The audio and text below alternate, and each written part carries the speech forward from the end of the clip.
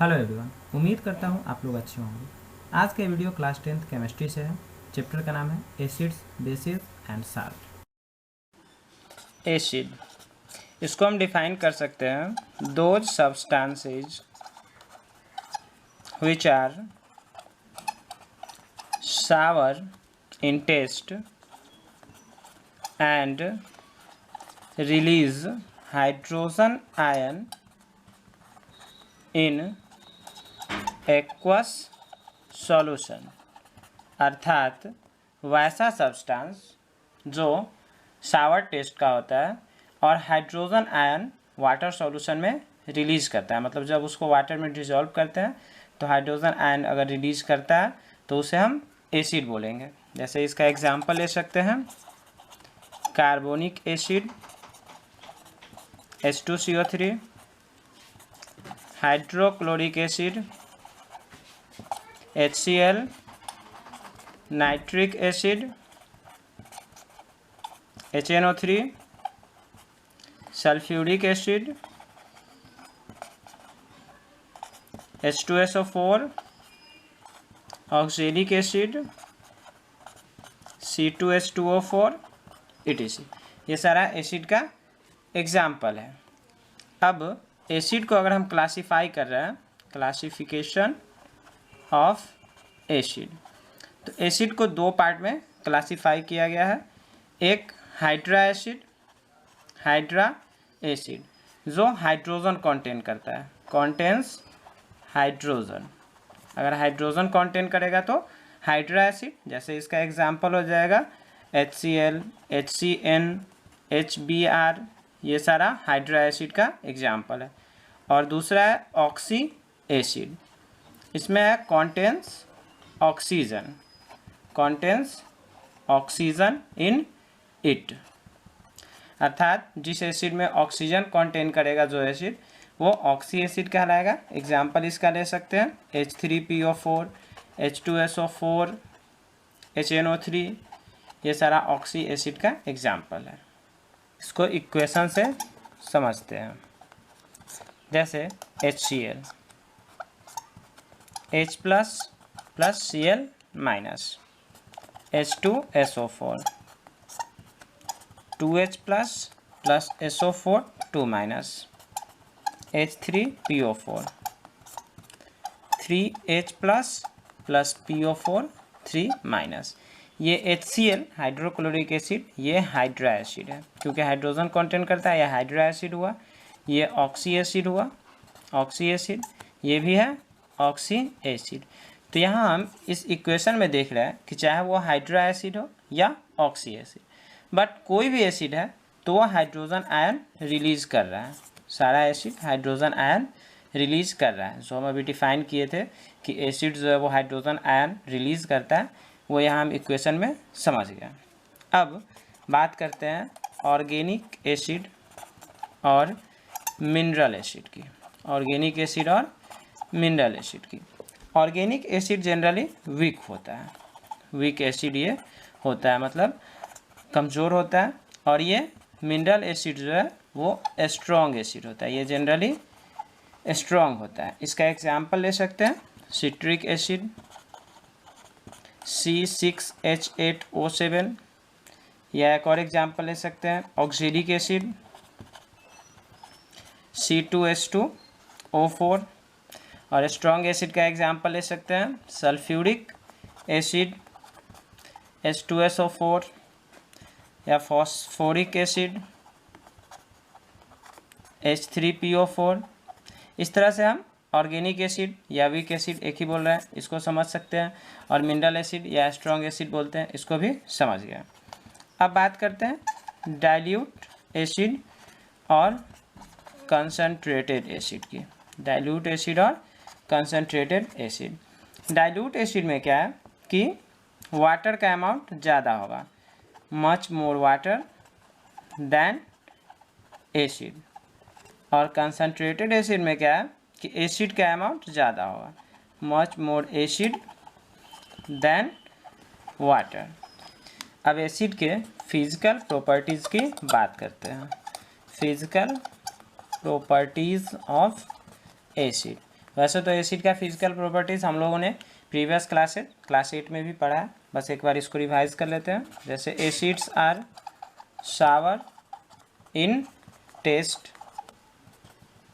It turns blue litmus into red, the solution of acid is good conductor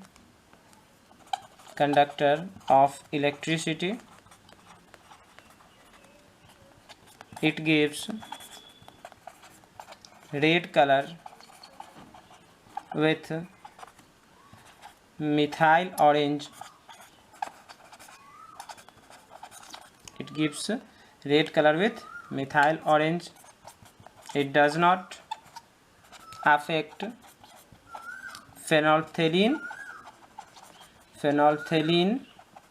solution, they are corrosive in nature। ये सारा इसका physical properties हो गया। अब जैसे हम बात करें लिटमस पेपर की या फेनोल्फथेलिन सॉल्यूशन की या मिथाइल ऑरेंज की, ये सारा इंडिकेटर है जिसके बारे में हम लोगों ने प्रीवियस क्लासेज में पढ़ा होगा, या इसके बारे में और डिटेल से हम इस चैप्टर में आगे पढ़ेंगे। अब एसिड के केमिकल प्रॉपर्टीज़ की बात करते हैं। केमिकल प्रॉपर्टीज़ ऑफ एसिड, सबसे पहले बात करते हैं मेटल के साथ जब वो रिएक्ट करता है, reaction with metal. Dilute hydrochloric acid या नहीं तो डाइल्यूट सल्फ्यूरिक एसिड, ये अगर मेटल के साथ रिएक्ट करता है तो हाइड्रोजन गैस इवॉल्व करता है, evolve hydrogen gas when react with certain active metal। इसको इक्वेशन से समझते हैं। Metal plus dilute acid, metal salt plus hydrogen, Zn plus H2SO4, ZnSO4 plus H2। यहाँ पे हम देख रहे हैं जिंक Zn मेटल है, H2SO4 ये सल्फ्यूरिक एसिड है जो कि डाइल्यूट है, ZnSO4 ये मेटल साल्ट बना है और हाइड्रोजन गैस यहाँ पे इवॉल्व हुआ, इसीलिए ये अपवर्ड एरो का हम यूज़ किए हैं। या हम दूसरे प्रॉपर्टीज़ की बात करें, reaction with metal oxide, reaction with metal oxide. तो इसमें क्या है कि जब acids react with metal oxide to form salt and water, मतलब एसिड जब मेटल ऑक्साइड से रिएक्ट करता है तो साल्ट और वाटर का फॉर्मेशन करता है। इसको भी हम इक्वेशन से समझते हैं।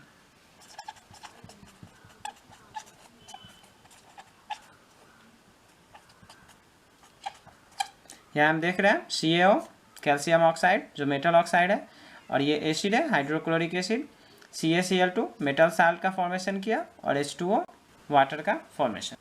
अब तीसरे प्रॉपर्टी की बात करते हैं, reaction of acid with base. जैसा कि हम लोग जानते हैं कि एसिड और बेस रिएक्ट करके साल्ट और वाटर का फॉर्मेशन करता है, एसिड बेस साल्ट और वाटर का फॉर्मेशन करता है। इसको इक्वेशन से समझते हैं, 2NaOH plus H2SO4 Na2SO4 plus 2H2O, और ये मतलब acid NaOH sodium hydroxide, H2SO4 sulphuric acid, ये दोनों रिएक्ट करके साल्ट और वाटर का फॉर्मेशन किया है। तो इसको हम न्यूट्रलाइजेशन रिएक्शन भी बोलते हैं। चौथे प्रॉपर्टी की बात करें, reaction with reaction with metal carbonate and metal hydrogen carbonate, metal carbonate and metal hydrogen carbonate। जब एसिड मेटल कार्बोनेट या मेटल हाइड्रोजन कार्बोनेट के साथ रिएक्ट करता है तो CO2 गैस का रिलीज करता है, मतलब CO2 गैस इवॉल्व करता है, CO2 गैस इवॉल्व करता है और साल्ट का फॉर्मेशन करता है, formation of salt and evolve CO2 gas. इसको भी इक्वेशन से समझते हैं। CaCO3 plus 2HCl, CaCl2 plus H2O plus CO2, CaCO3 calcium carbonate, 2HCl hydrochloric acid, CaCl2 calcium chloride, H2O water और CO2 कार्बन डाइऑक्साइड का formation किया। अब bases की बात करते हैं। इसको हम डिफाइन कर सकते हैं substances which are bitter in taste and release hydroxide ion in aqueous solution। अर्थात कोई भी सब्सटेंस जो बीटर टेस्ट का होता है और जब इसे वाटर में डिज़ोल्व करते हैं तो हाइड्रोक्साइड आयन रिलीज करता है तो वह बेस कहलाएगा। जैसे इसको एग्जाम्पल इसका ले सकते हैं, sodium hydroxide NaOH, potassium hydride KOH, ammonium hydroxide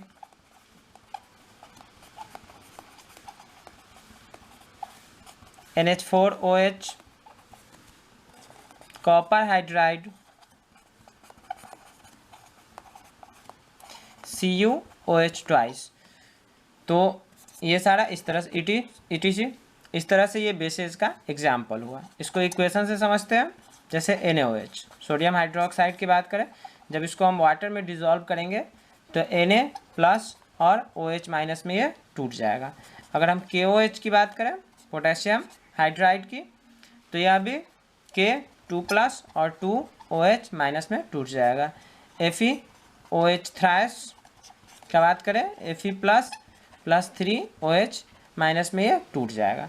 तो यहाँ आप देख रहे हैं कि बेसिस को जब भी वाटर के साथ डिजोल्व कर रहे हैं तो हाइड्रोक्साइड आयन रिलीज हो रहा है। इस तीनों कंडीशन में हम देख रहे हैं कि हाइड्रोक्साइड आयन रिलीज हो रहा है। Strong base and weak base. Strong base में क्या है कि वो एक्वस सॉल्यूशन में कंप्लीटली डिजोल्व होता है, completely dissociate in aqueous solution. और वीक बेस में क्या है, release less hydroxide ion, release less hydroxide ion in water after dissociation, after dissociation. और जो वाटर सॉल्युबल बेस होगा उसको अल्कली कहेंगे। Water soluble bases are called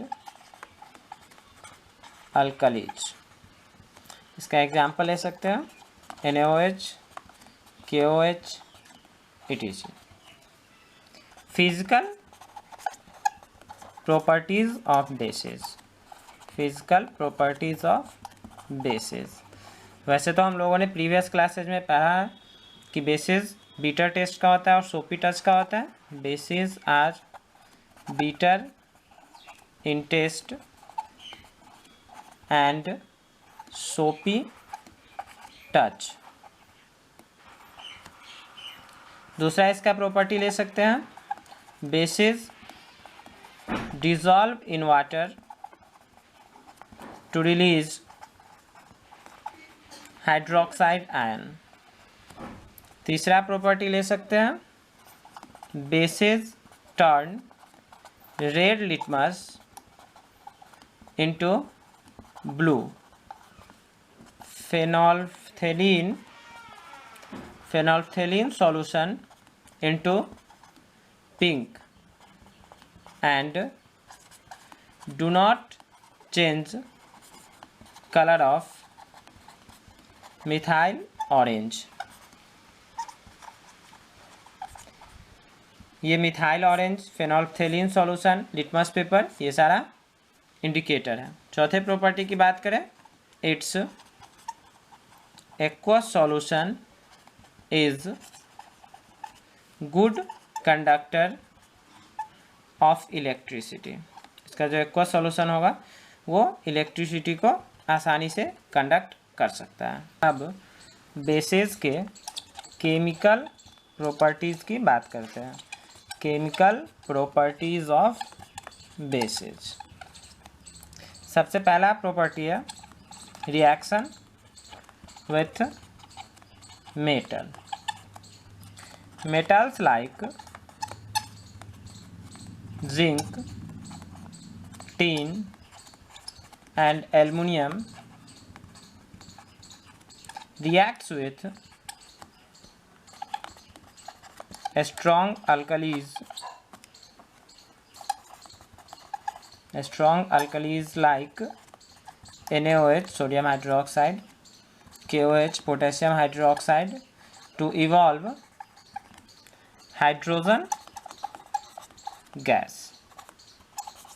इसको इक्वेशन से समझते हैं। Zn plus 2 NaOH, Na2 ZnO2 plus H2। ये NaOH सोडियम हाइड्रोक्साइड, इसको कॉस्टिक सोडा भी कहा जाता है, कॉस्टिक सोडा। और ये Na2 ZnO2 सोडियम जिंकेट का फॉर्मेशन किया, और हाइड्रोजन गैस इवॉल्व हुआ। KOH पोटेशियम हाइड्रोक्साइड, इसको कॉस्टिक पोटास भी कहा जाता है, कॉस्टिक पोटास। दूसरे प्रॉपर्टी की बात करें, reaction with non metallic oxide. Basis react with non-metallic oxide like CO2, SO2, CO3 etc. to form salt and water। इसको भी इक्वेशन से समझते हैं। 2 NaOH plus CO2, Na2 CO3 plus H2O। अब यहाँ हम देख रहे हैं कि नॉन मेटालिक ऑक्साइड जैसे CO2, SO2 ये सब जो है वो एसिडिक नेचर का होता है। Non metallic oxides are generally acidic in nature. मतलब non metallic oxide acidic nature का होता है, इसीलिए ये बेसेस से रिएक्ट करके साल्ट और वाटर का फॉर्मेशन करता है। अब pH स्केल को समझते हैं। इसको डिफाइन कर सकते हैं, the logarithm of the reciprocal of hydrogen ions concentration और hydroxide ions concentration. pH equal to हो जाएगा log 1/H+, या इसको हम लिख सकते हैं माइनस log H+ इन मोल पर लीटर, या POH इक्वल टू हो जाएगा log 1/OH-, या इसको लिख सकते हैं माइनस log OH- इन मोल पर लीटर। इसको हम ऐसे समझ सकते हैं, जैसे ये pH लिख रहे हैं यहाँ 1 2 3 4 5 6 7 8 9 10 11 12 13 और 14। अब अगर pH 7 होगा, अगर pH वैल्यू 7 होगा तो वह न्यूट्रल होगा, pH वैल्यू 7 होगा तो न्यूट्रल होगा, और 7 से कम होगा तो एसिडिक होगा, और 7 से ज़्यादा होगा तो वह बेसिक हो जाएगा। इसका कंक्लूजन निकला कि pH अगर 7 हो, pH अगर 7 हो तो न्यूट्रल, pH 7 से ज़्यादा हो तो बेस, और pH 7 से कम हो तो एसिड। pH 7 से कम हो तो एसिड, 7 से ज़्यादा हो तो बेस, और 7 हो तो न्यूट्रल। अब एसिड और बेस के स्ट्रेंथ की बात करते हैं, strength of acid and base. अब यहाँ ध्यान दीजिएगा, लेसर द pH, मतलब pH वैल्यू अगर कम होगा तो more will be acidic strength, acidic strength, या higher the pH of solution more will be its basic strength. मतलब अगर pH वैल्यू ज़्यादा होगा तो उसका बेसिक स्ट्रेंथ ज़्यादा होगा, और pH वैल्यू कम होगा तो एसिडिक स्ट्रेंथ उसका ज़्यादा होगा। इसको एग्जांपल से समझते हैं, जैसे pH ऑफ विनेगर, विनेगर का pH कितना है 3 है, और pH ऑफ कॉफ़ी का pH है 4.5। तो यहाँ हम देख रहे हैं कि विनेगर का pH वैल्यू कम है, यहाँ 3 है, ये pH वैल्यू कम है, इसलिए विनेगर जो है वो स्ट्रॉन्ग एसिड हुआ, विनेगर यहाँ पे स्ट्रॉन्ग एसिड हुआ। एक और एग्जांपल लेते हैं, वॉशिंग सोडा का pH value Na2CO3 washing soda का pH वैल्यू 9 है, और मिल्क ऑफ मैग्नीशिया का pH value MgOH milk of magnesia का pH वैल्यू 10.5 है। तो यहाँ हम देख रहे हैं कि मिल्क ऑफ मैग्नीशिया का pH वैल्यू ज़्यादा है, तो मतलब यह स्ट्रॉन्ग बेस हुआ। अब pH वैल्यू मतलब pH के इम्पोर्टेंस की बात करते हैं, importance of pH in daily life. वैसे तो हमको पता है कि ह्यूमन बॉडी का pH जो होता है वो 7 से 7.8 के बीच होता है, 7 से 7.8 के बीच होता है। अब pH का इम्पोर्टेंस क्या है, जैसे सबसे पहले हम बात करते हैं इन डाइजेस्टिव सिस्टम। जैसा कि हम सभी जानते हैं कि हाइड्रोक्लोरिक एसिड जो प्रोड्यूस होता है in the stomach helps in digestion, ये डाइजेशन में हेल्प करता है। But if it become excess, मतलब अगर यह ज़्यादा हो जाता है, pH falls and pain and irritation occurs, मतलब अगर pH वैल्यू इसी से कम हो जाता है तो पेन या इरिटेशन हमको होने लगता है। To get rid of this antacids like milk of magnesia MgOH is used to adjust the pH value को एडजस्ट करने के लिए मिल्क ऑफ मैग्नीशिया का यूज़ करते हैं, जो कि बेसिक नेचर का है। इससे क्या हो जाता है कि वो न्यूट्रल हो जाता है। दूसरा अगर इम्पोर्टेंस की बात करें, इन सेविंग टूथ डीके से बचने के लिए, due to excessive use of sweets and chocolates pH falls to 5.5 and tooth decay starts।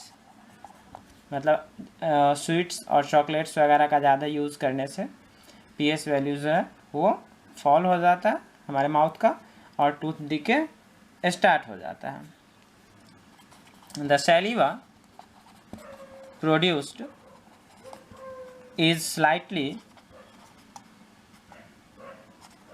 Slightly alkaline, मतलब ये अल्कलाइन नेचर का तो होता ही है, and helps to increase the pH to some extent. यह पीएच वैल्यू को थोड़ा सा बढ़ा लेता है, लेकिन वो कंप्लीटली नहीं बढ़ा पाता है। But toothpaste is used to neutralize excess acid in the mouth। अब अगर हम तीसरे इम्पोर्टेंस की बात करें, self defence by plants and animals. अगर हम एनिमल्स की बात करें तो एनिमल्स में क्या होता है कि एंट या बी का जो स्टिंग होता है इसमें फॉर्मिक एसिड पाया जाता है, फॉर्मिक एसिड पाया जाता है, जिसकी वजह से अगर ये स्टिंग मारता है तो हमारे उस पार्ट में, मतलब जहाँ पे ये स्टिंग करता है उस पार्ट में पेन होता है या इरिटेशन होता है, पेन होता है या इरिटेशन होता है। और इसी से बचने के लिए हम लोग बेकिंग सोडा का यूज़ करते हैं, बेकिंग सोडा उस पर रब करते हैं। और अगर हम प्लांट्स की बात करें तो नेटल प्लांट जो होता है वो हार्बीवोरस होता है और उसका वो हेयरी होता है, और जब वो हमारे बॉडी को टच करता है तो हमको इरिटेशन फील होता है। इससे बचने के लिए हम लोग क्या करते हैं कि डक प्लांट का जो लीफ होता है, डक प्लांट लीफ का हम लोग यूज़ करते हैं, जो बेसिक नेचर का होता है, और इसको जब रब करते हैं तो वह न्यूट्रलाइज हो जाता है और हमको फिर रिलीफ मिलता है। और अगर चौथे इम्पोर्टेंस की बात करें तो ट्रीटमेंट ऑफ सोइल। इसमें क्या है कि अगर सोइल एसिडिक होगा तो एसिडिक सोइल के लिए हम लोग कैल्शियम हाइड्रोक्साइड का यूज़ करते हैं, calcium hydroxide CaOH twice calcium hydroxide का फॉर्मूला है, या नहीं तो कैल्शियम कार्बोनेट का यूज़ करते हैं, कैल्शियम कार्बोनेट का यूज़ करते हैं, CaCO3, ये सब चीज़ का हम लोग यूज़ करते हैं। और अगर सोइल बेसिक नेचर का होगा, अगर बेसिक सोइल होगा तो इसमें हम क्या करते हैं, by adding some decaying organic matter, मतलब ऑर्गेनिक मैटर जो डिके हो गया रहता है उसको हम ऐड कर देते हैं, जिससे इसका बेसिक नेचर ख़त्म हो जाता है। अब हम साल्ट की बात करते हैं। इसको डिफाइन कर सकते हैं, the compound formed by reaction of acid with base. मतलब एसिड और बेस जब रिएक्ट करेगा तो साल्ट का फॉर्मेशन होगा, साल्ट और वाटर का फॉर्मेशन होगा। अब साल्ट के टाइप्स की बात करते हैं, टाइप्स ऑफ साल्ट। इसमें सबसे पहले हम बात करते हैं नॉर्मल साल्ट की। नॉर्मल साल्ट इसको डिफाइन कर सकते हैं, इसका फॉर्मेशन होता है formed by complete replacement of hydrogen of an acid by base। इसको इक्वेशन से समझते हैं।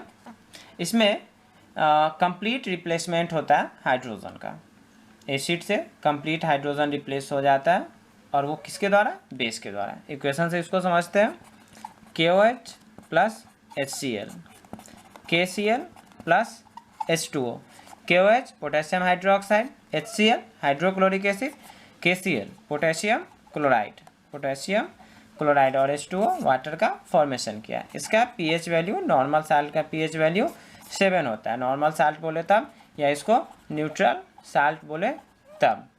दूसरा बात करते हैं एसिडिक साल्ट की।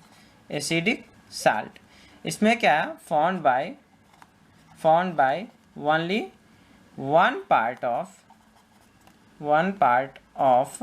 replaceable hydrogen is replaced by base, मतलब एक पार्ट हाइड्रोजन जो है वो एसिड से रिप्लेस हो जाता है। इसको इक्वेशन से समझते हैं।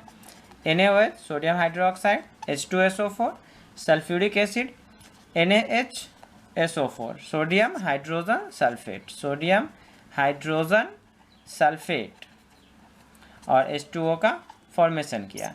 इसका pH वैल्यू जो है वो 7 से कम होगा। अब साल्ट के तीसरे टाइप की बात करते हैं, basic salt. only a pair of replaceable hydrogen is replaced by base, मतलब एक पेयर हाइड्रोजन एसिड से रिप्लेस हो जाता है तो वह बेसिक साल्ट का फॉर्मेशन करता है।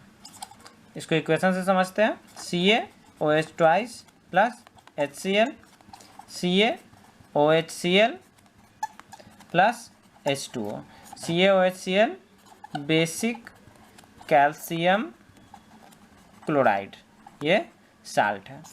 ठीक है, अब साल्ट के फैमिली की बात करते हैं, फैमिली ऑफ साल्ट। अब सबसे पहले सल्फेट फैमिली की बात करते हैं। सल्फेट फैमिली में क्या है, जैसे इसका एग्जांपल लेते हैं, potassium sulphate, potassium sulphate H2SO4, sorry K2SO4, potassium sulphate K2SO4, ammonium sulphate NH4 twice SO4, magnesium sulphate Mg2SO4, calcium sulphate CaSO4। अब अगर नाइट्रेट फैमिली की बात करें, नाइट्रेट फैमिली ऑफ साल्ट, इसकी बात करें, इसमें हो जाएगा सोडियम नाइट्रेट, एग्जाम्पल बस ले रहे हैं, sodium nitrate NaNO3,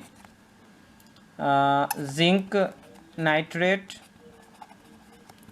ZnNO3 twice, cadmium nitrate CdNO3 twice.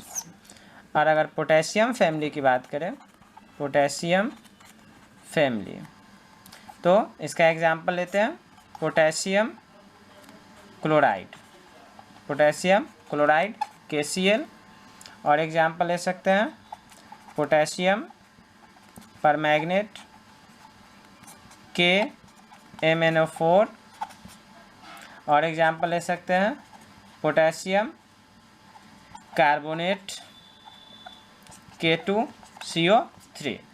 ये सब साल्ट के फैमिली का एग्जाम्पल है। अब हम साल्ट के प्रिपरेशन की बात करते हैं, प्रिपरेशन ऑफ साल्ट। बहुत सारे तरह से साल्ट को हम प्रिपेयर कर सकते हैं, जैसे सबसे पहले बाय द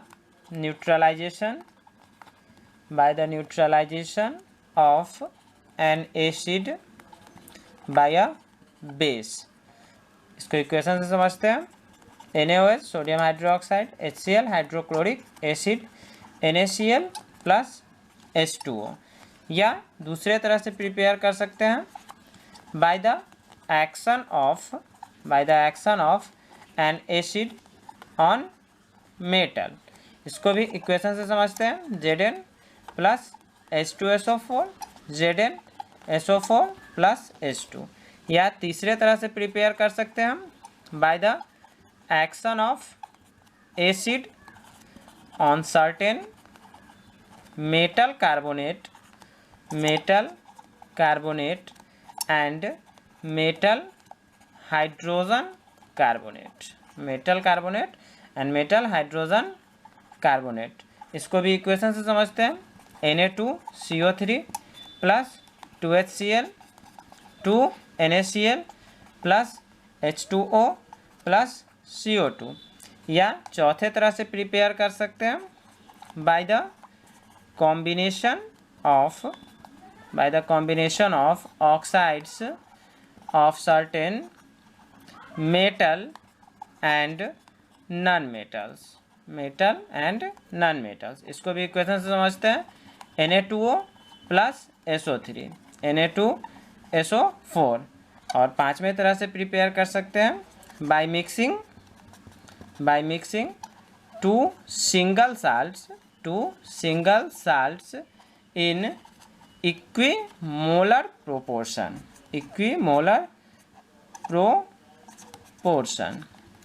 इसमें क्या होता है कि डबल साल्ट का फॉर्मेशन होता है। As a result double salt is formed. तो इस तरह से ये 5 तरीका है साल्ट को प्रिपेयर करने का। अब ब्लीचिंग पाउडर की बात करते हैं, इसको कैसे प्रिपेयर किया जाता है।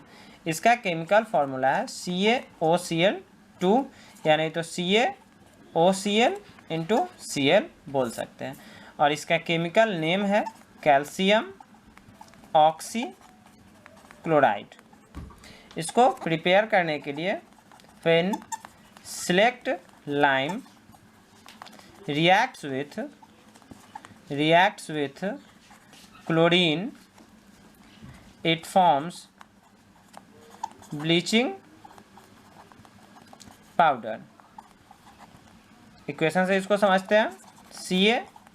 CaOH2 प्लस CaOCl2 यही ब्लीचिंग पाउडर है और H2O का फॉर्मेशन किया। ये जो ब्लीचिंग पाउडर है वो येलो कलर का पाउडर है, yellowish coloured powder.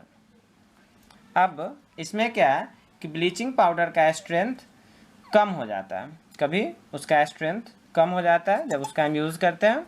The strength of bleaching powder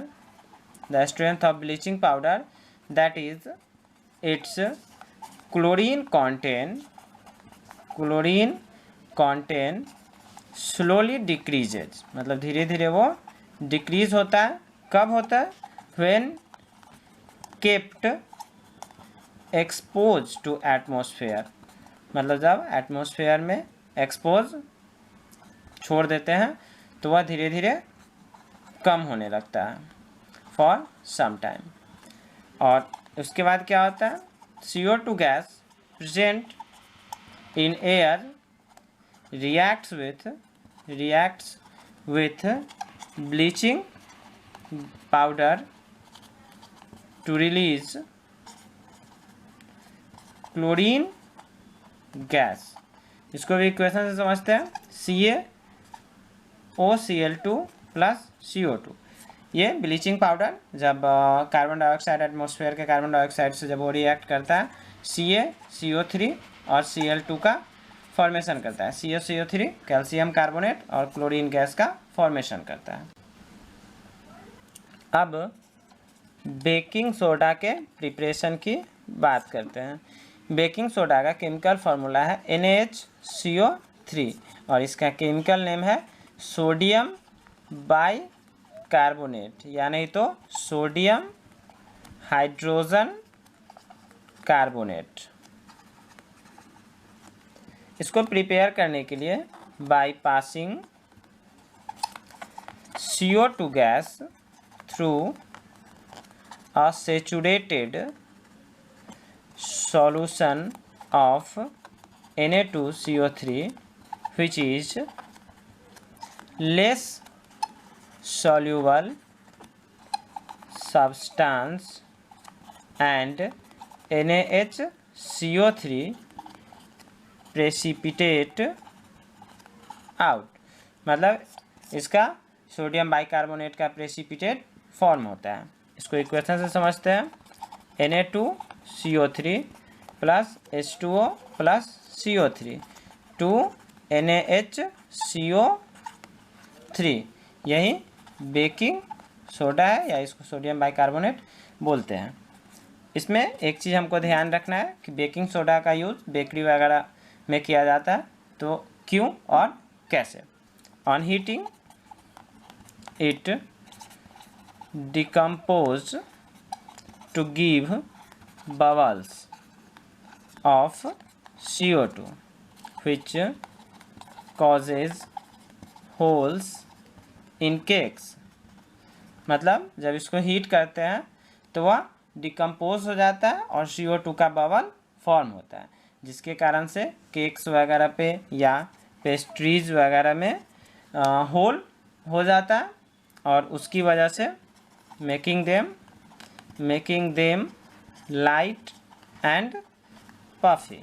अब वॉशिंग सोडा के प्रिपरेशन की बात करते हैं। वॉशिंग सोडा, इसका केमिकल फार्मूला है Na2CO3 इंटू 10H2O और इसका केमिकल नेम है sodium carbonate Deka hydrate. Sodium carbonate Deka hydrate. इसको प्रिपेयर करने के लिए when NH3 ammonia and CO2 gas are passed through sodium chloride solution, then a mixture of sodium hydrogen carbonate and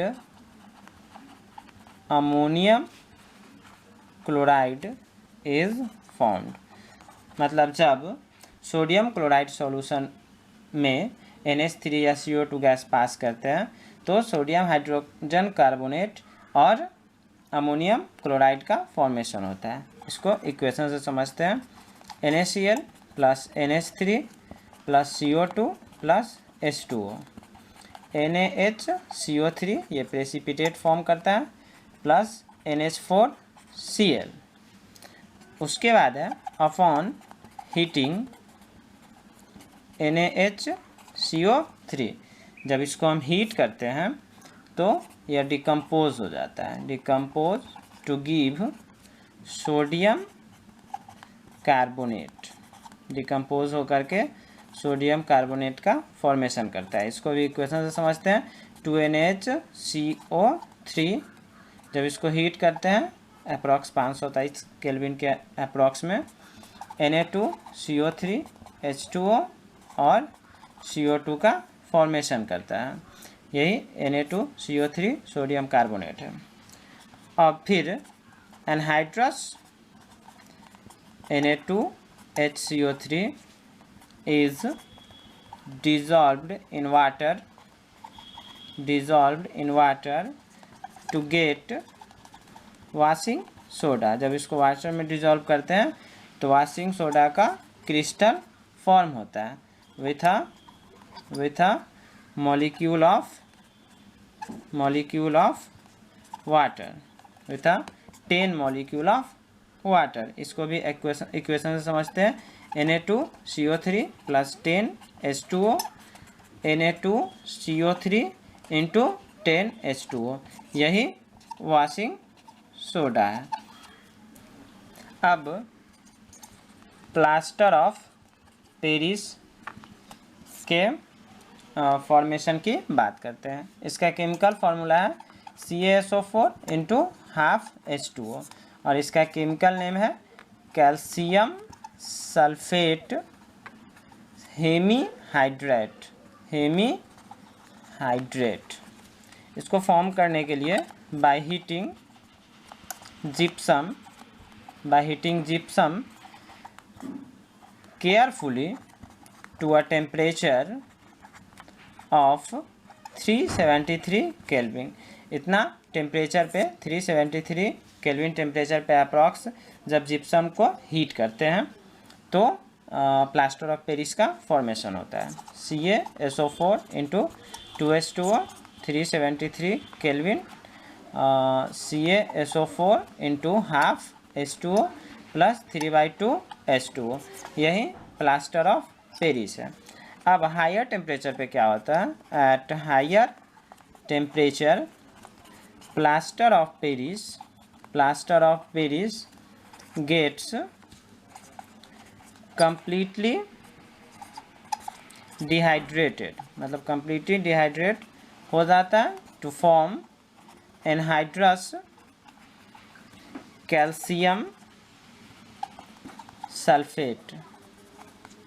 it has properties, इसका जो property होता है calcium anhydrous sulphate का, इसका जो प्रॉपर्टी होता है वो थोड़ा डिफरेंट होता है, all together different from plaster of Paris. इसको भी इक्वेशन से समझते हैं, CaSO4 इंटू हाफ H2O, जब इसको हीट करते हैं CaSO4 और हाफ H2O, मतलब यही कैल्शियम सल्फेट का एनहाइड्रस कैल्शियम सल्फेट का फॉर्मेशन करता है।